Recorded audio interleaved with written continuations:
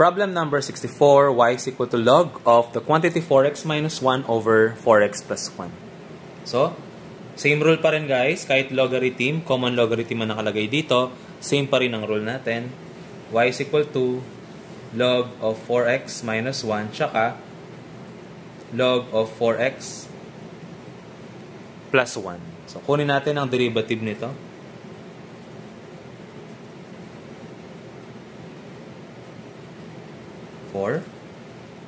Same lang naman, pero sulat ko na.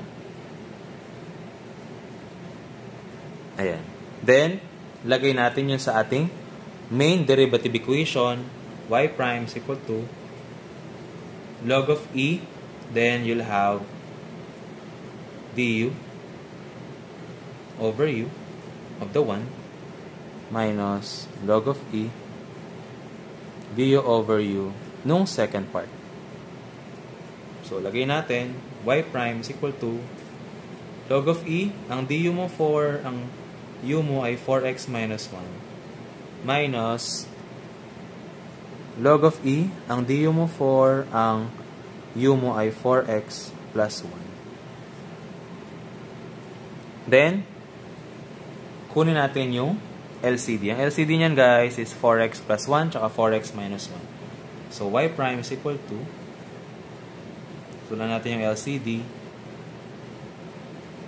So, this will become 4 log of e of 4x plus 1. Then, ito naman, 4 log of e of 4x minus 1. Then, ituloy natin dito. Distribute to guys. Tapos, ito naman, pagsasamahin natin using FOIL method. Y prime is equal to 4 log of e. O, multiply na natin yung 4. This is 16x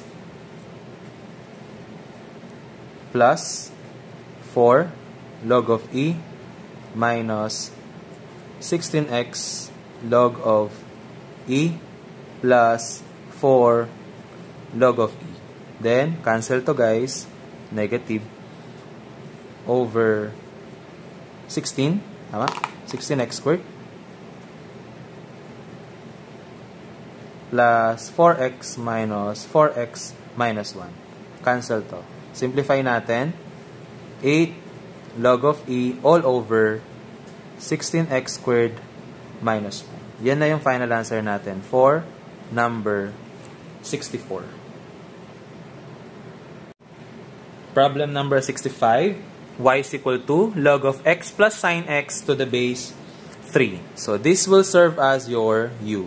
Since meron tayong base value, ang gagamitin nating formula for the derivative is log of u to the base a is equal to du over u ln a. Kunin muna natin yung derivative ng u.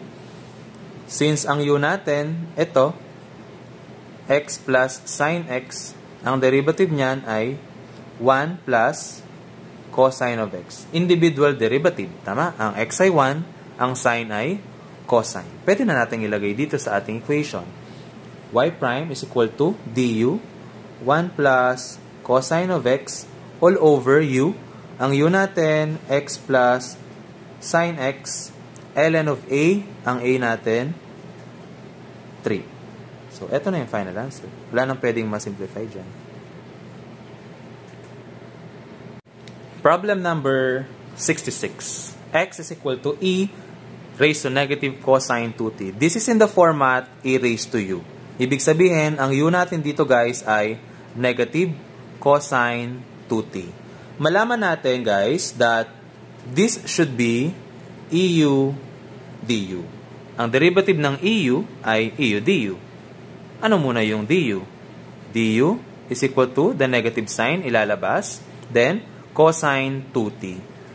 Guys, u pa rin to guys ha. Ang derivative ng u ay 2. Kaya ang sagot dito is negative sine 2t na derivative ng cosine and then your 2. Simplify, positive 2 sine 2t. Then, ilalagay mo dito sa ating main equation. X prime now is equal to e negative cosine 2t. Then you'll have 2 sine 2t. Simplify mo by making 2 in front of the Euler symbol. This is 2e negative cosine 2t sine 2t. Ito na yung final answer natin.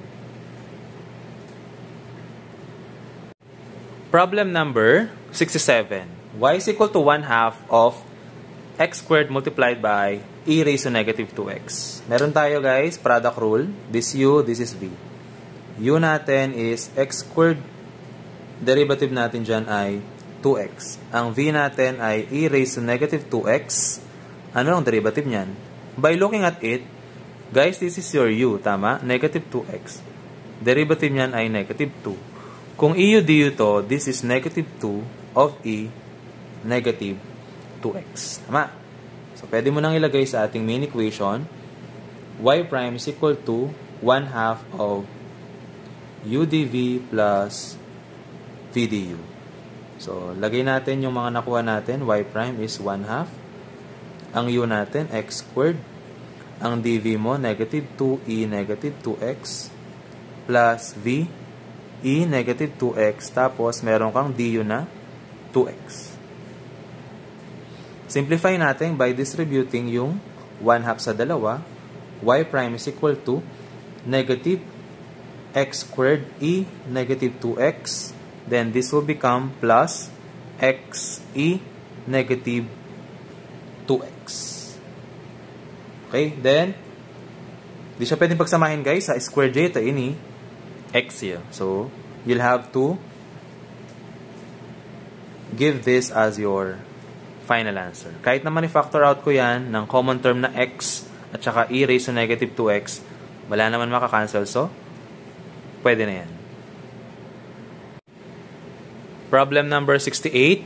X is equal to ln of ln 1 plus e raised to negative 2t. Guys, this will be your u. Automatic yan kasi ln of u. So, lagay mo u is ln of 1 plus e raised to negative t. Ang sagot mo dapat dyan ay du over u. Tama? Kasi ln u yan. Ito yung magsisilbing bagong u. U is 1 plus e raised to negative t. Ang derivative niyan ay negative e negative t. Tama? Kasi ito ay negative t. Kaya negative 1 ang sagot dyan. Kaya negative e raised to negative t ang ating sagot. Tapos, ilagay mo siya dito. Du is equal to negative e negative t over 1 plus e negative t. Tapos, yung main equation mo, formula mo, x prime is du over u. Ito naman ang du mo at yun ang u mo. Lagay mo siya dito. X prime is negative e raised to negative t over 1 plus e raised to negative t all over ln of 1 plus e raised to negative t. Final answer, ibababa to. Negative e raised to negative t all over 1 plus e raised to negative t ln of 1 plus e raised to negative t. So, ito na yung final answer natin for number 68. Problem number 69. Y is equal to 10 raised to cosine 2x. Naka-format siya guys. 10 raised to u. Ang 10 natin ay constant. So, a raised to u ang gagamitin natin. So, kung a raised to u yan, ang derivative niya ay au ln of a du. Kunin natin ang u. Cosine 2x. Ang derivative niyan ay negative sine 2x of 2. Kasi may 2x ka pa doon. Derivative negative 2 sine 2x. So, ilagay mo sa formula natin. Y prime is equal to au ln a of du. Y prime is equal to au 10 raised to cosine 2x ln of a na 10. Derivative negative 2 sine 2x. Rewrite lang natin by moving 2 dito sa kabila as sole constant.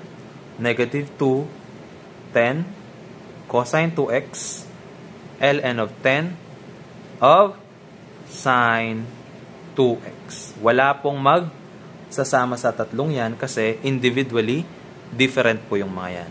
Constant exponential, logarithmic function, trigonometric term.